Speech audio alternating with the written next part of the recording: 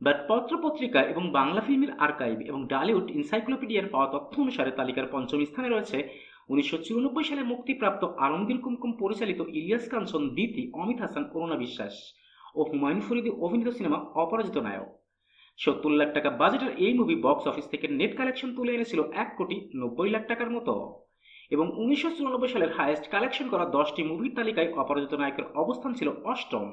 তালিকার চতুর্থ অবস্থানে রয়েছে 1992 সালের দারুণ ব্যবসা সফল সিনেমা বেনাম বাদশা। নির্মাতা সোহানুর রহমান সোহান এই সিনেমার নাম ভূমিকায় ইলিয়াস কাঞ্চনের বিপরীতে রাখেন দিতিকে।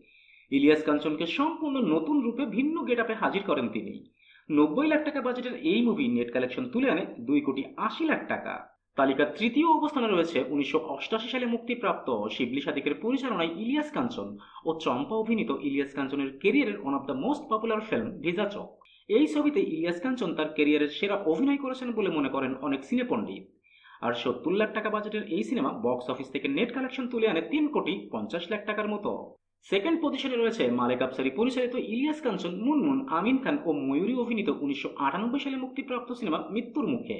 1998 সাল ছিল বাংলা চলচ্চিত্রের একটা স্বর্ণালী বছর। এই বছর বক্স অফিসটা ছিল বেশ জমজমাট। 90 লাখ টাকা বাজেটের এই মুভি নেট কালেকশন তুলে আনে 6,40,00,000 টাকা।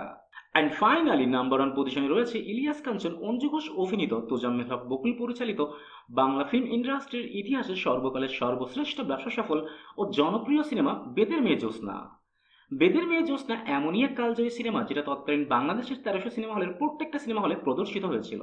এমনও নজির আছে একটি জেলায় 6টি সিনেমা হল থাকলে এই 6টি সিনেমা হলেই একসাথে বেদের মেয়ে জ্যোৎস্না প্রদর্শিত হয়েছে। আর সিনেমা হলগুলোতে এই মুভির তাণ্ডব ছিল একটানা 6 মাস।